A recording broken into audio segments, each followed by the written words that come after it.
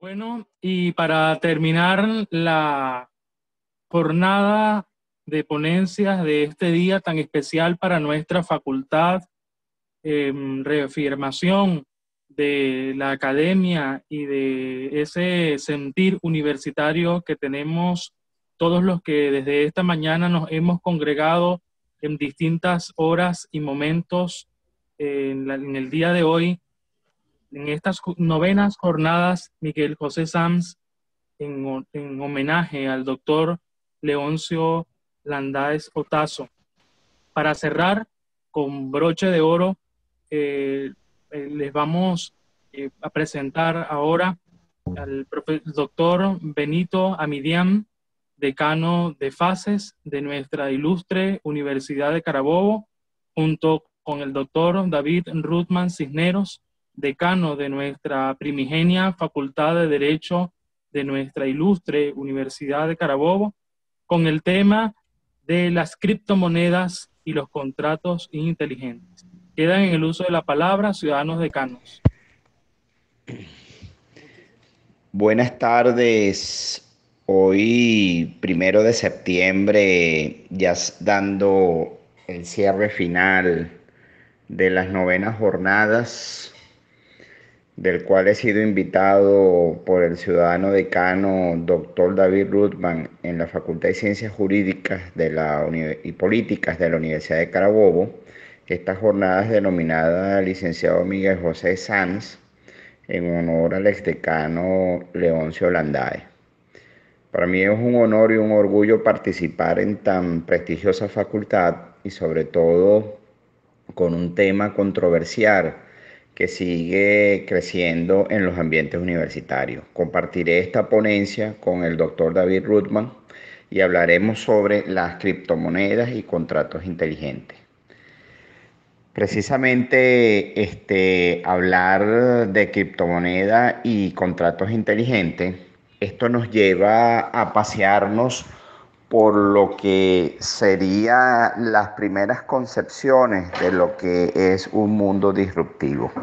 Según la Real Academia Española, algo disruptivo es aquello que produce una brusca ruptura, por lo que en estos momentos es posible pensar que una estrategia de innovación disruptiva puede ir más allá de ser innovadora y que aparte de eso genera nuevos procesos, mercados y consumidores, entre otras cosas. Esta ponencia la vamos a llevar adelante y relacionarla siempre con el mundo de la ciencia jurídica. Lo que sí es cierto para los asistentes es que precisamente el mundo digital y el mundo real van a fusionarse en un todo complejo. Y de aquí este paradigma vamos a tomar unos puntos de inicio, como es el término introducido por Clayton Christensen, profesor de hardware en el año 1997 en su obra denominada El dilema innovador. Bueno, mire, la disrupción en este caso no tiene cercanía con el desorden, no está relacionada, sino más bien con el reemplazo de los productos nuevos y diferentes que sobrepasan las expectativas de lo que venía realizándose en el mercado. Cuando yo digo bienes, pueden ser bienes y servicios o productos. Lo que sí es que el mundo en estos momentos es netamente disruptivo. Siempre lo ha sido, pero hoy en día se acentúa más, ya que en él reina ese deseo de tratar de diferenciarse y de que lo que se produce en este momento y se ofrece y se oferta va más allá de lo básico y lo normal y es la meta final. Estos productos ya han sido denominados disruptivos porque en todas sus vertientes están llegando al mercado con nuevas propuestas, ideas impensables quizás en el pasado y que hoy lo podemos ver con una facilidad de acceso. Y aquí es donde entra la universidad, la facultad, y comenzamos a procesar esos nuevos saberes como lo demanda la sociedad informacional y la sociedad del conocimiento. Claves para nosotros no quedarnos rezagados, Definitivamente el mundo nos invita a ser diferentes y diferentes para movernos en dos contextos, en un contexto de flexibilidad y en un contexto de evolución. Este contexto de flexibilidad nos invita a construir desde la universidad, desde las facultades y perfilando talento humano y organizaciones que sean flexibles, orientadas a esa necesidad de la fluctuación de los mercados que por ende son disruptivos, identificar qué es lo que se requiere y desarrollar las propuestas de valores a partir de esas competencias para readaptarse a la variabilidad del entorno. Y ser evolutivo no es más que el progreso, con una planificación, pero experimentando con pruebas de ensayo y error, para que precisamente estas organizaciones puedan flexibilizarse y evolucionar, y esto va a dar como resultado en consecuencia un conjunto de nuevos proyectos disruptivos, de oportunidades de orden estratégico y que el mismo entorno selecciona para convertirlo en esas unidades productivas o de negocio en el futuro. Y para nosotros es importante. Dentro de 15, 20, 30 años ya estaremos en otro orden de ideas hablando de las expectativas de ese consumidor del futuro. Y es que tiene cabida el Internet de los sentidos. ¿Por qué? Porque son 10 pasos donde vamos a tener y activar al ser humano con el mundo de las tecnologías, y precisamente el cerebro se va a convertir en una interfaz de usuario. Eh, el- los productos van a aparecerse, se van a parecer a nosotros. Cualquier sabor gustativo que se requiera, precisamente vamos a tener disposición digital. El aroma digital va a estar presente, los tactos digitales, la realidad fusionada dentro del entorno, la verificación de esa realidad virtual con huellas dactilares será un elemento real. Los consumidores pasarán más allá del estadio de la posprivacidad. La sustentabilidad estará presente y conectada a las 24 horas, y ofreceremos servicios sensacionales. Todo esto pareciera algo paradójico, pero hacia allá vamos. Eh, ¿Qué hay que hacer dentro de las recomendaciones? Porque es el camino de la búsqueda en ese mundo de los abogados del futuro, de los especialistas en las ciencias jurídicas que están hoy presentes. Bueno, el sector jurídico está inmerso en procesos de transformación que agilizan esos procesos de rutina, como es la generación automatizada de documentos legales. Comienza a aparecer los smart contracts, que no son más que los contratos digitales.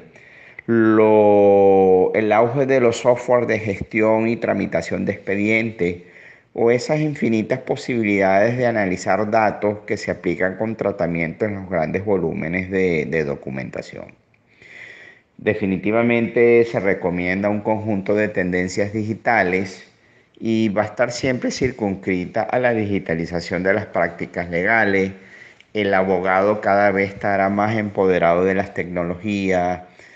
Será común la cultura del dato, los legal analytics, que no es más que la inserción de la gran big data. Se sobrepondrá la inteligencia colectiva como un denominador y el trabajo colaborativo. La gig economy no es más que el desarrollo del talento digital, el digital sailing para unir despachos y clientes interconectados. Y algo paradójico, pero quiero hacer salvedad de que no se va a reemplazar al abogado, el ser humano pensante y tomador de decisiones, pero estará acompañada de los chatbots para ofrecer servicios jurídicos bajo un esquema de demanda, bajo esquema cyber. Y definitivamente la protección, en este caso de los datos, que es lo que llamaremos la X.0. Toda esta evolución está enmarcada de lo que ha venido desarrollándose la revolución industrial. Acordemos que la primera revolución industrial fue la mecanización con la aparición de las máquinas de vapor, energía hidráulica. La segunda tuvo que ver con la electricidad, la producción en masa de cadenas de montaje y la electricidad. La tercera, informatizada a través de automatización de tecnologías de información y comunicación. Y hoy en día estamos presentes precisamente en la cuarta revolución, que es la digitalización. Como dice en este caso Manuel Castel, pasamos a la orilla de la eternidad, donde aparece el Internet de las cosas, comienza a tener sentido, la nube 2.0, las coordinaciones digitales, los sistemas ciberfísicos y precisamente estos chatbots o la robótica. Lo que sí es claro es que esta revolución digital va a cambiar radicalmente la forma de pensar y cómo vivimos, cómo nos vamos a relacionar y precisamente cómo va a ser la comunicación. Mire, para un abrir y cerrar de ojos, estamos pasando de una era industrial a una era de la información y aterrizando en una era del conocimiento, donde el patrón que nos une es la interconectividad con el intercambio masivo y el tiempo real de datos, sin fronteras, traspasando la frontera. Sin embargo, Mm, no soy experto jurídico, pero la razón me asiste lógica y yo puedo entender que para mí el derecho es una ciencia práctica que estudia las leyes, principios y reglas que regulan la vida en la sociedad y que esas interacciones precisamente son con las personas. Si nuestras interacciones hoy son digitales, entonces el derecho y los abogados también deben de serlo. Eso es lo que dice la regla de oro. Frente a este paradigma, entonces sí creo, como decano de una facultad de Ciencia Económica y Social y compartiendo con mi homólogo y amigo doctor David Ruthman, es que hay que buscar un punto de encuentro y comencemos a ver el profesional digital y cómo se transforma el sector jurídico. Hay algunos factores precisamente que se deben de considerar, como que aquellos que van a dar forma a la aparición o ya aparecen estos nuevos paradigmas. Uno es la desmaterialización, lo táctil, lo que no se puede tocar, lo que es el soft. La descentralización ya comienza a tomar de manera distribuida la información. La integración o sinergia entre las distintas plataformas para intercomunicarnos y precisamente los servicios que son ofrecidos en la nube 2.0. Ahí es donde aparecen los smart contracts o los contratos inteligentes.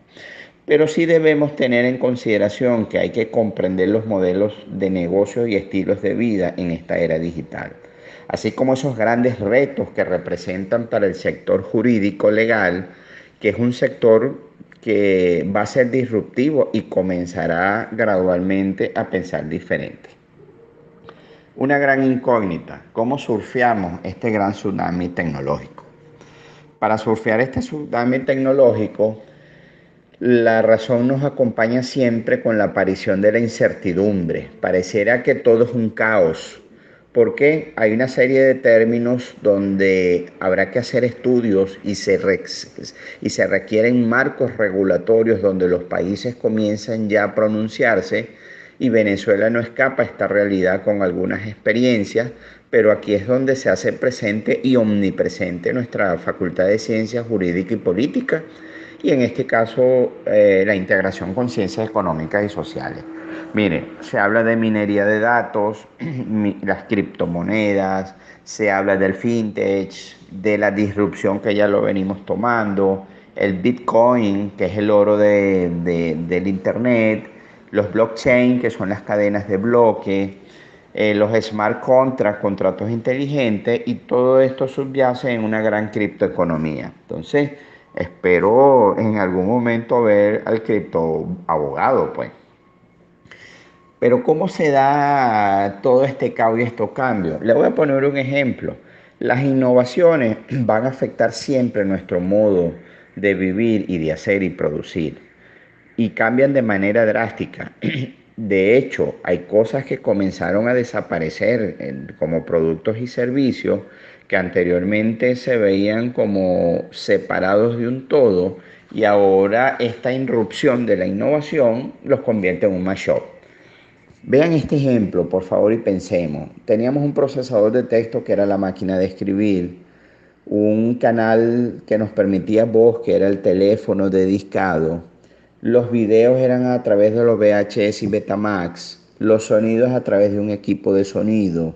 Las imágenes se tomaban con una cámara fotográfica de rollo. Las conexiones satelitales eran aquellas grandes parabólicas y que todavía se ven como piezas de museo en los techos de las casas y precisamente los PC y la computadora. Si nosotros tomamos como una función disruptiva que todas estas partes ahora es un todo esto se traduce en un dispositivo de comunicación que tenemos nosotros que son los iPhone y que son los Android o los teléfonos inteligentes.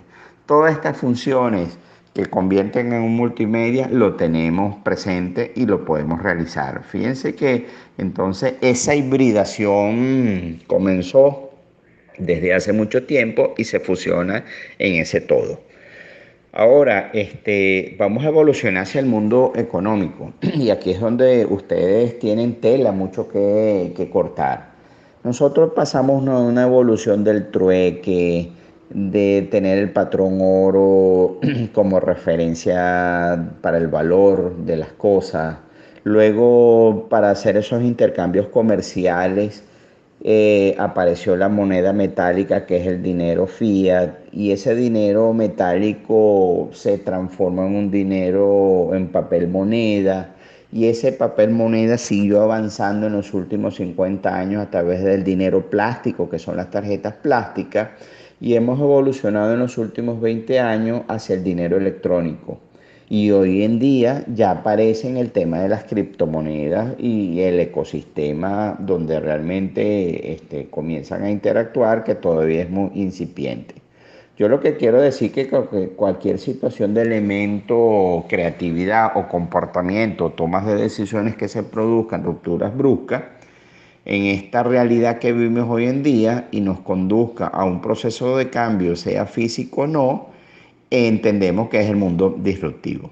Y aquí es donde aparecen los sistemas de pagos electrónicos peer-to-peer, que son las personas a personas y precisamente son las criptomonedas. ¿Cuáles son esas características?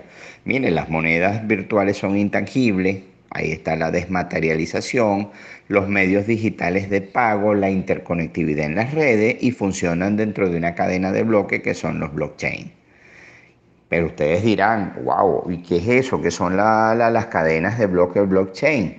Bueno, son cadenas, bloques que nos ofrecen seguridad, que están encriptadas con criptografía simétrica, donde veamos un conjunto de bloques de Lego que jugamos mucho en nuestra infancia y veamos que cada bloque de ese Lego es un bloque nuevo que lleva en sí encriptada una información de todos los procesos que se llevó en los bloques anteriores. Por eso es que se llama la cadena y no se puede modificar ni borrar. Lo que sí es cierto es que el mundo será cada vez más seguro, donde las personas tendrán productos personalizados, no habrá opción para delinquir o cualquier otro tipo de delitos del orden informático que se pueda presentar, porque estas cadenas de bloques es una tecnología que va a transformar el mundo y lo está transformando. Y esos bloques que yo le invitaba a que lo visualizaran de los Lego, bueno, precisamente cada bloque es una operación de blockchain, de esa misma cadena. ¿Por qué? Porque es una base de datos distribuida, no es solamente operada por uno solo, sino esparcida en el mundo y él tiene un rango que se concatena como una base de datos descentralizada. Ahora ustedes dirán, ¿y cómo es eso y funciona un blockchain? Bueno, tengamos dos posiciones de un sujeto A y un sujeto B, donde el sujeto A quiere enviar dinero al sujeto B y el sujeto B va a recibir ese dinero. Ese proceso interno es donde se da una transacción en la red como bloque. Y ese paso siguiente, el bloque lo transmite a todas las partes dentro de la red para que sea aprobado por esos nodos de comunicación y dan sentido a la transacción para que sea válida. Y cada información de ese bloque se añade a una cadena para que proporcione un registro indeleble y transparente sobre las transacciones y en escasos minutos o segundos pueda ser recibido de peer to peer, persona a persona, esa persona. Quiere esa persona sujeto B. ¿Qué quiere decir? Que el tercero se elimina y ya es una transacción peer-to-peer, persona a persona. Aquí es donde el blockchain reemplaza la confianza por la lógica matemática. Ajá, si eso es así, entonces esos son puntos a desarrollar a futuro y lo cual lo pongo a la orden para nuestra Facultad de Ciencias Jurídicas y comenzamos a interactuar, a mostrar qué es un smart contract, un contrato inteligente. No sin antes, desde mi lógica, yo entiendo que para mí un contrato normal, real, presencial es un acuerdo entre dos o más partes en las que se compromete a hacer o no hacer, a través de un intercambio de algo o de otra cosa, de hacer o no hacer también y posiblemente con entrega de dinero. También es un acto jurídico mediante el cual dos o más partes manifiestan su consentimiento. ¿Para qué? Para crear, regular, modificar, transferir o extinguir relaciones jurídicas patrimoniales. Pero sí entiendo que es obligatorio para las partes y su contenido que solo puede ser modificado o extinguido por acuerdo entre las partes o los supuestos en lo que la ley pueda preverlo. Y eso es lo que la lógica debe decir y ustedes son expertos en eso. Si me voy a los contratos inteligentes más específicos, no es más que instrucciones en las que se almacena en la blockchain anteriormente descrita, que se autoejecuta con acciones de acuerdo a una serie de parámetros ya programados y que precisamente el especialista en ciencias jurídicas los transó y les dio legitimidad a través de los marcos regulatorios. Son acuerdos entre dos o más agentes donde una vez definidas las condiciones y esas consecuencias se ejecutan de manera automática sin necesidad de intermediario y no ver hacia los lados que si ocurre o no ocurre, sino ya están condicionados. Tienen como objetivo precisamente estos contratos inteligentes de simplificar los procesos y con ello ahorrar costos al consumidor, pero son capaces también de gestionar activos digitales sujetos a un determinado valor económico donde se gestione el dinero. Y les voy a comentar, esto es el principio de lo que se comienza a iniciar en este mundo con este tema de los contratos. Pero para poder darle legitimidad, el contrato debe consistir en algo más que las meras transferencias de criptoactivos de una persona a otra persona, como ejemplo, un pago que se realice, sino que debe estar involucrada las dos o más partes que se interrelacionen y que su implementación no debe estar involucrada la participación humana porque ya se previó anteriormente, después que el contrato ya haya sido registrado en el blockchain. Ya es la propia cadena quien se encarga para hacerlo. Puertas, mecanismos, preguntarse cómo se aplican, qué podemos hacer nosotros en este mundo incipiente que comienza a desarrollarse y que para nosotros es un cambio de paradigma.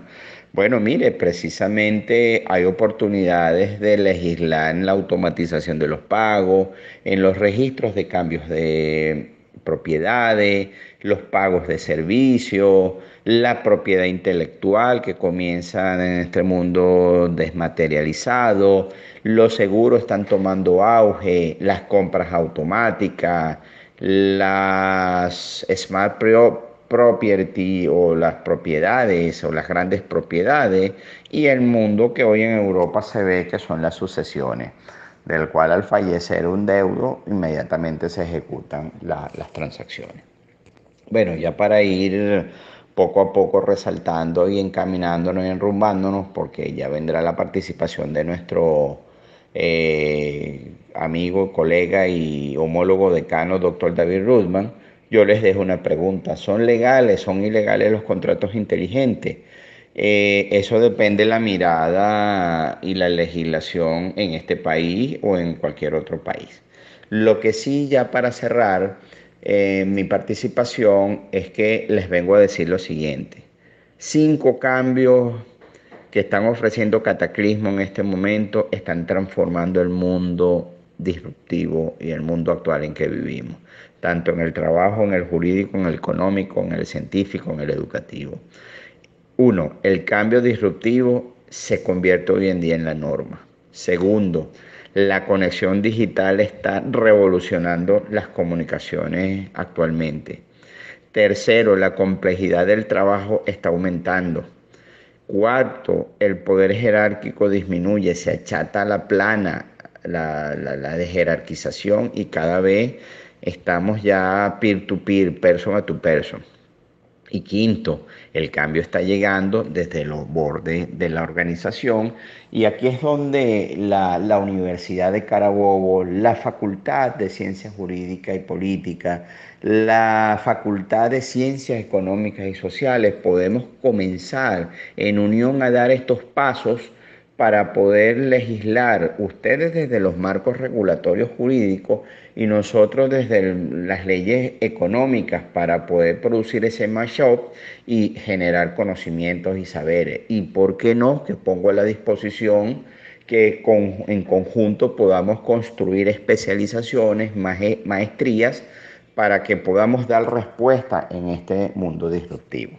Bueno, agradecido de verdad, para nosotros es sumamente orgulloso. No somos expertos en la materia, sino que somos investigadores y entusiastas en el tema, porque aquí hay mucha tela que cortar y que producir desde el punto de vista de la ontología, de la filosofía, de la cosmovisión de mundo que nosotros podamos tener y desde las miradas desde el mundo jurídico y desde el mundo socioeconómico del cual yo pertenezco.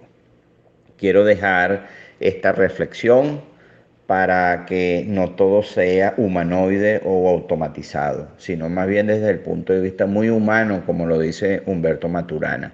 Necesitamos libertad reflexiva, ya que antes de que todo sea automático, alguien debe decidir si aprieta o no ese botón que desencadena la automatización.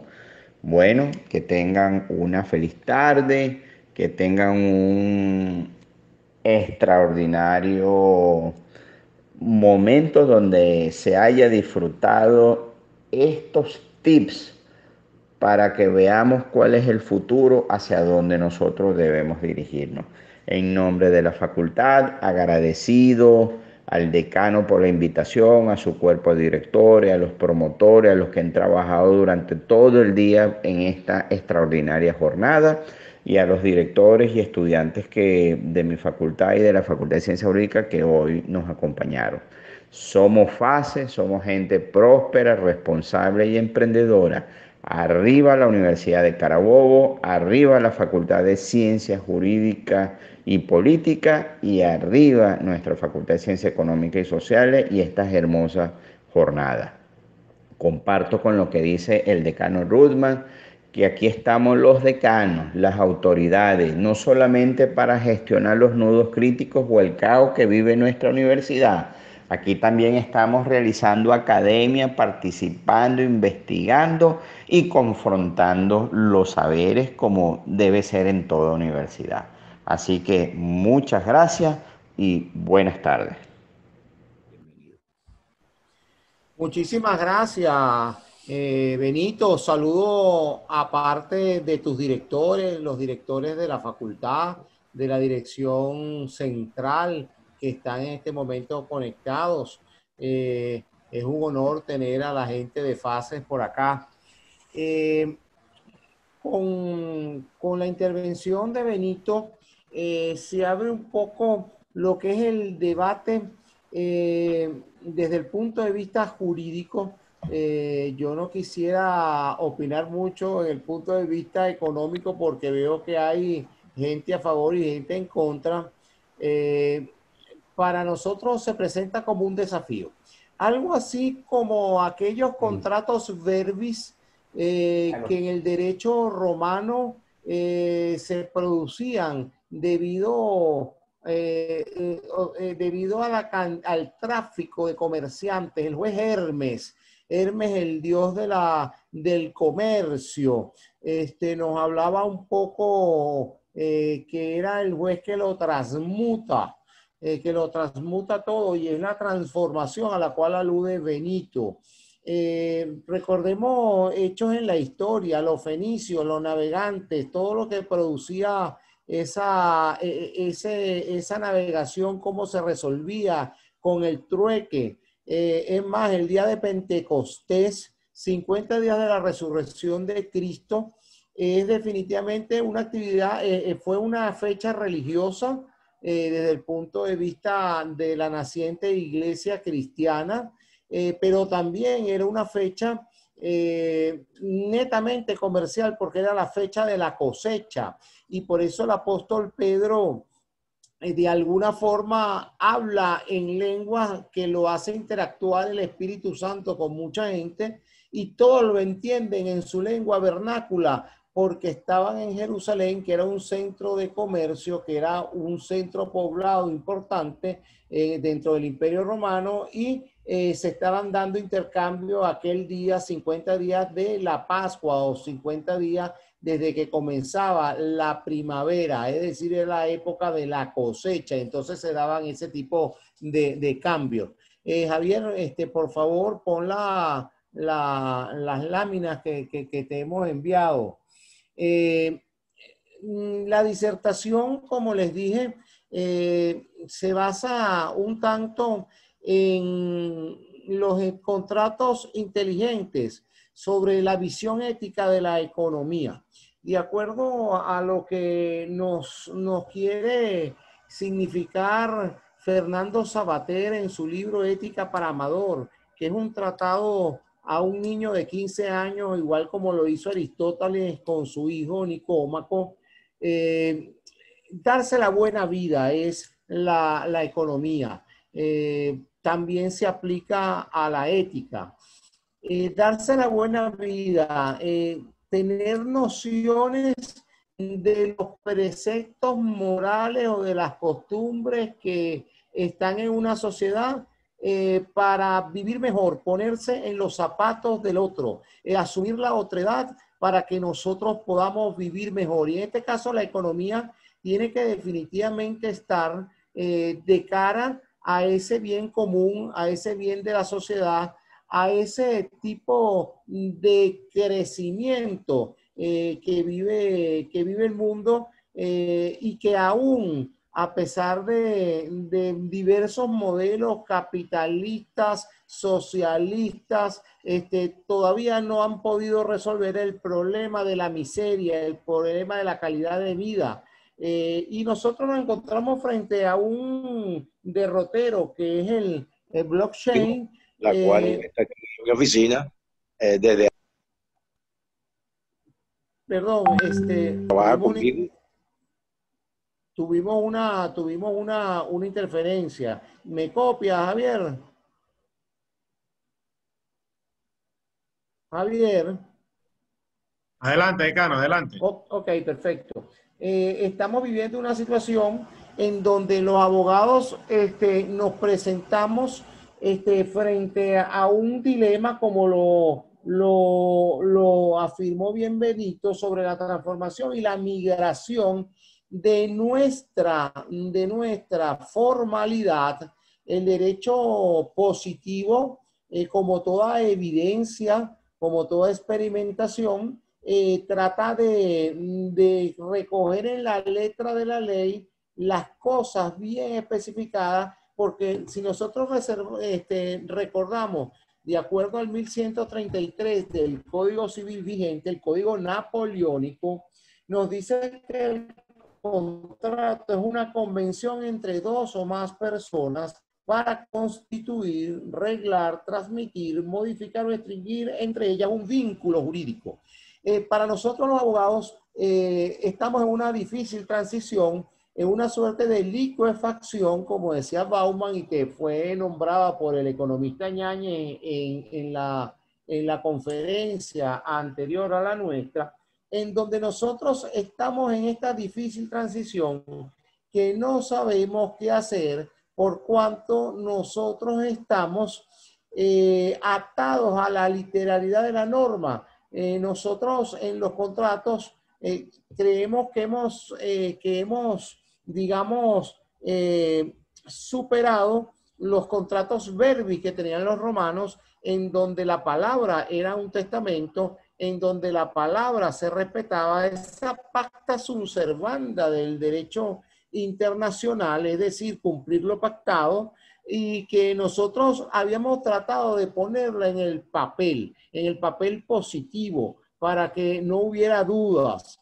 Entonces, a la hora de interpretar un texto, todavía estamos dando los primeros pasos, unos pasos incipientes frente a esta realidad del blockchain y de las criptomonedas como especie, en donde apenas hace 20 años comenzó eso a circular, y en donde nosotros, por lo menos los abogados, sin meterme en el área económica, nosotros vemos, tenemos una visión no solamente legalista, sino ética de esta economía, de estos ecosistemas cerrados, en donde es muy difícil asumir que no tenga el control de los bancos centrales, pero son dudas razonables que se irán aclarando durante estos años que las universidades tienen un rol muy importante, como lo dijo Benito, un rol muy importante para clarificar a través del abordaje curricular de cuáles son las bases que debemos echar los abogados y los economistas para poder enfrentar esta realidad. Son ecosistemas cerrados, como dicen los economistas, en donde se maneja un propio idioma y en donde se comienza una suerte de canje y después se cae en una cuestión hedonista o de los placeres. Bien lo decía Benito, el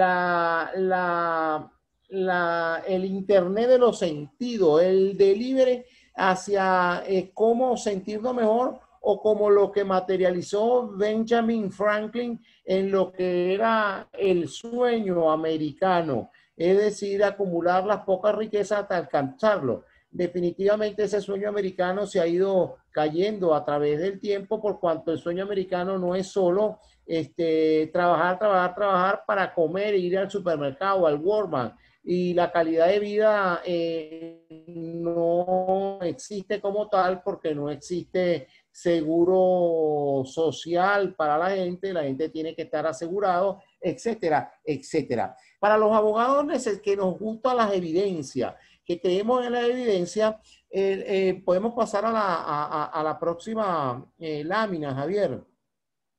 Para los abogados que nos encanta la evidencia, que vivimos de la evidencia, encontrarnos frente a estos protocolos de los contratos inteligentes que algunos abogados hemos utilizado en algún momento, y que por supuesto no están debidamente impresos, porque a la gente, los abogados todavía no leemos en cada uno de esos contratos, no le hemos especificado las cosas, sino que la siguiente página, Javier, los abogados, vamos a esperar la próxima, perfecto. Los abogados no hemos podido todavía dar pie con bola, de alguna manera decirlo, ¿cómo hacemos para garantizar las trazas? Es decir, el blockchain es una plataforma en donde se lleva la contabilidad, es decir,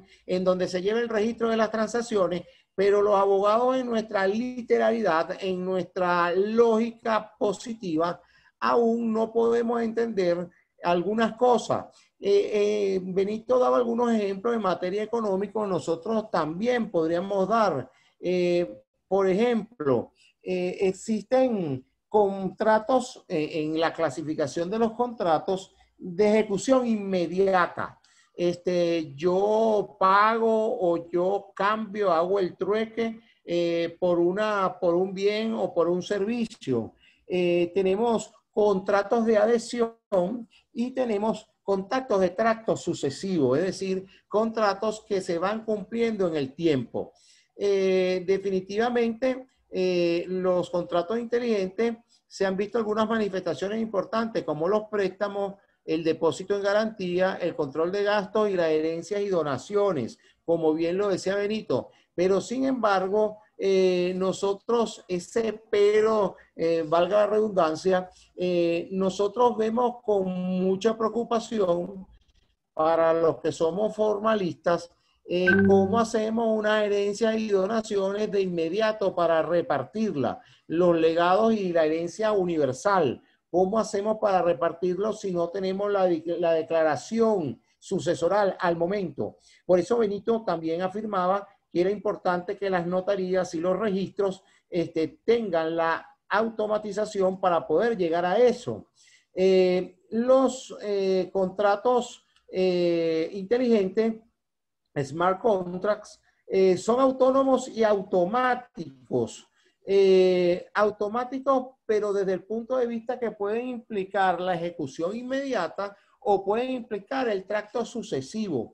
Un ejemplo muy jovial es esta programación, este código de programática, en donde estas transacciones programadas se dan en las operadoras prepago, como puede ser las operadoras televisivas. Yo adquiero un plan y cuando se agotó el plan, de inmediato ya no tengo el servicio, asistemos a mitad de mes. E igual sucede con la telefonía celular. Son digamos, las manifestaciones más cercanas a lo que queremos llegar a los contratos inteligentes. Son contratos de adhesión o son contratos de orden de tracto sucesivo, como sucede, por ejemplo, cuando se compra un inmueble, una casa, y se va cancelando progresivamente y se va perfeccionando la manifestación de voluntad, que es muy importante para perfeccionar el contrato, la convención entre dos o más personas. Pero nos conseguimos también que en estos contratos inteligentes conseguimos reglas y consecuencias sin la intervención humana. Es decir, no existe la voluntad del ser humano en principio, porque también puede existir una suerte de virtualidad que ejecute el código programado. Por eso decía que es importante que esta promesa de las criptomonedas, el paradigma del blockchain, desde el punto de vista de nosotros, los abogados, esté muy bien especificado. Si bien no vamos a tener un contrato de orden convencional como podemos conseguir entre fulano de tal y fulano y fulana de tal, hemos convenido que de ahora en adelante va a ser el arrendador o la arrendataria, vamos a hacer esta cosa así, tales prestaciones. Quizás dentro de la licuefacción, es decir, de que vamos a pasar de lo positivo a esta flexibilización de la literalidad, estos contenidos de orden jurídico positivo tienen que inspirar cada una de las reglas y consecuencias que se pasen al código de la programático, al blockchain, a este paradigma. Es decir, que tiene que haber un contrato, digámoslo, las letras pequeñas, sobre todo cuando nosotros nos metemos en algunas modalidades de contrato de adhesión que nos encontramos en la web, en la internet. Este oráculo, quise destacarlo porque en los contratos inteligentes, que es también debido a la inestabilidad que tenemos acá en Venezuela, la inestabilidad de la moneda, prácticamente no tenemos moneda, nos encontramos invocando aquellas transacciones o aquellos ecosistemas que se están presentando en Venezuela. Por ejemplo, en el estado Bolívar funciona una moneda que se llama la grana, es decir, el oro de muy bajo, de muy bajo quilate, es decir, lo que queda del sucio, de lo que se ha colado en los coladores, valga la redundancia, eso se funde y tiene un valor superior a lo que establece el Bolívar. Igualmente en comunidades como en Sanare, Estado Lara, en donde el café tiene un valor específico porque estamos buscando los venezolanos, los usuarios, los que estamos en el mercado, estamos buscando de alguna manera asegurar con una mercancía, asegurar el bolívar que estamos invirtiendo hoy. Ayer estaba el dólar en 320.000 y hoy está a 347, cerrando esta tarde. El oráculo es un detalle que quise traerlo por cuanto el oráculo viene siendo, bueno, como su mismo nombre lo indica, un vaticinio o una verdad apodíctica, es decir, una verdad irrefutable en donde los contratos se va a fijar una suerte de valor. Por ejemplo, las criptomonedas valen tanto, el Bitcoin vale tanto, amarrado al dólar. Eso es otra de las dudas de las personas que están en la economía, que tienen alguna disidencia en la economía, por cuanto dicen que es innecesario amarrar la criptomoneda, el Bitcoin, todas estas monedas que forman parte de un ecosistema económico propio, pues no vale la pena por cuanto el dólar tiene un carácter mundial. Y las dudas que tenemos los abogados y que en algún momento albergamos y que fue, digamos, un telón de fondo en donde habló la doctora Leonci Landaez Arcaya sobre las estafas digitales, hasta qué punto este mundo, este ecosistema puede ser permeable a lo que puede ser el lavado del narcotráfico, de la trata de blancas, de la trata de menores, cómo puede ser puede incurrir en el delito de estafa, es decir, incurrir a la gente en un error, que incurra en un error para sacarle un provecho, cuestiones que tienen mucho que cortar y que podríamos hacer inclusive una jornada desde el punto de vista jurídico para nosotros discutir esta promesa, este paradigma de blockchain, que como todo paradigma, como lo dijo Kuhn, el padre de los paradigmas, tiene sus problemas propios, su lenguaje propio, y que este código programático es importante tenerlo muy en boga porque es una alternativa, pero que está aún en discusión. En el caso de los abogados estamos dando los primeros pasos y que definitivamente nos va a ayudar a simplificar la literalidad, a hacerla más cercana.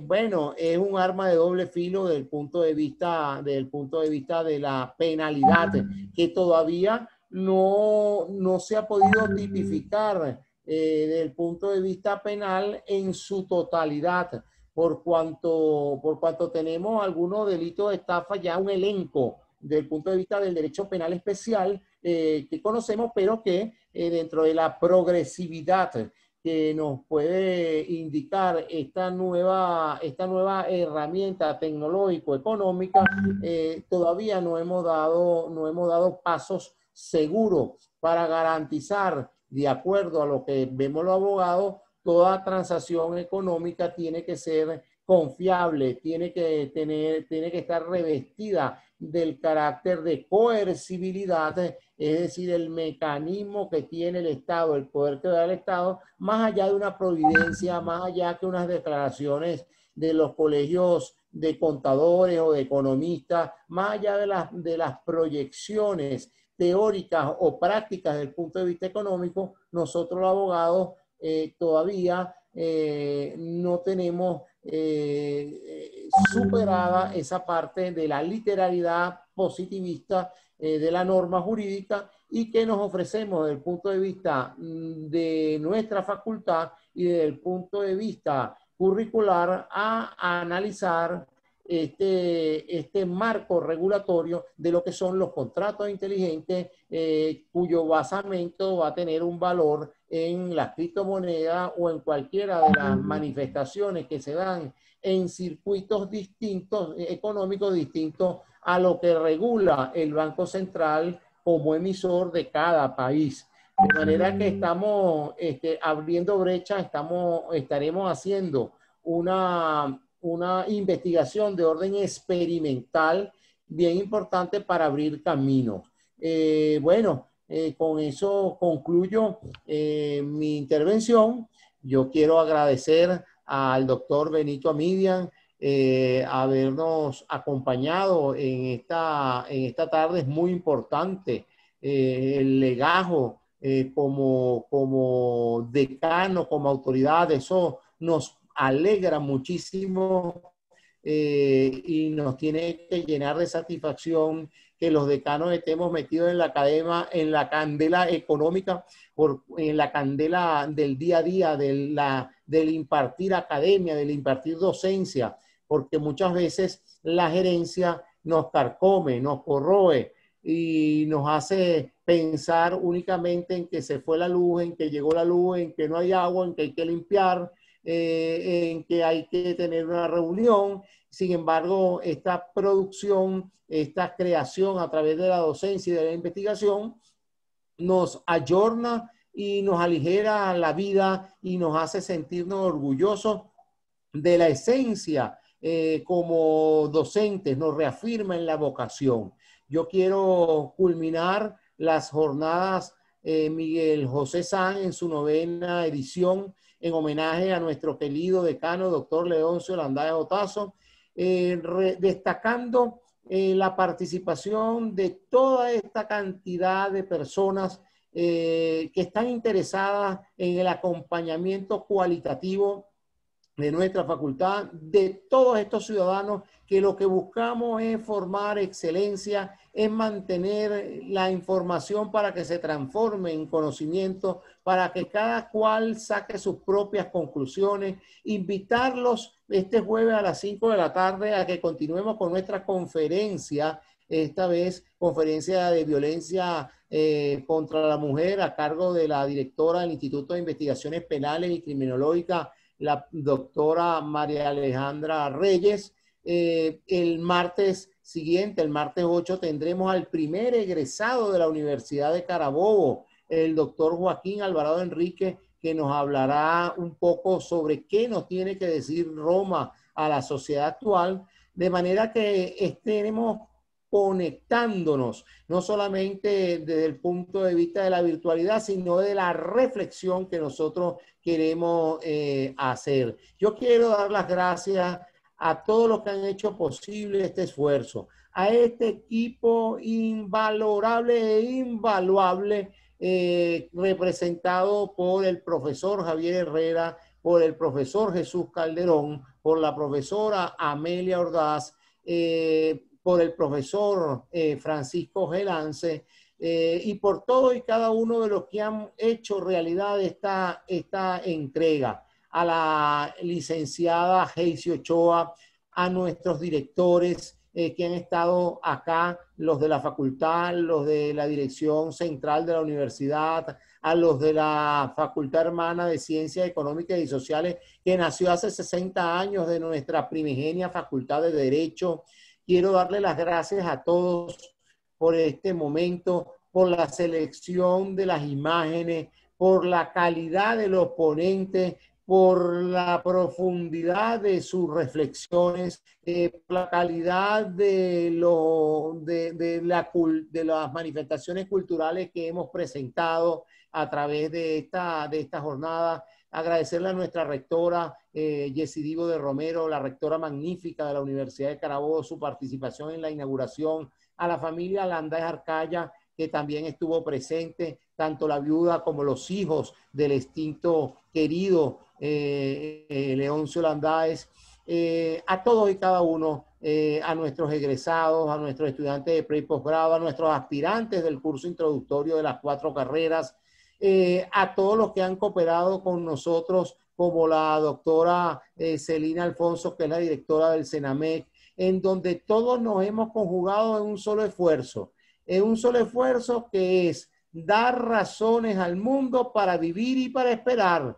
Esta pandemia será superada con la ayuda de Dios, con la ayuda de la ciencia, con nuestra prevención, y será superada porque la vida nos exige que entre vencer y morir, como lo dijo el libertador, como lo dijo José Félix Rivas aquella mañana de la batalla de la Victoria, entre vencer y morir, necesario es vencer. Y como dijo Simón Bolívar cuando todo estaba perdido en Pativilca, que le preguntaron, ¿qué hacemos, libertador? Triunfar, porque debemos es triunfar, porque debemos es darle razones al mundo para que la reconciliación, el diálogo, el que se unan los extremos en nuestro país, nosotros podamos dar esas razones con la luz que de la universidad recibimos, porque sabemos defender con honor, con fe y con voluntad los colores de la Universitas Carabobensis, los colores de la grandeza, del honor, de la escuela de la verdadera responsabilidad,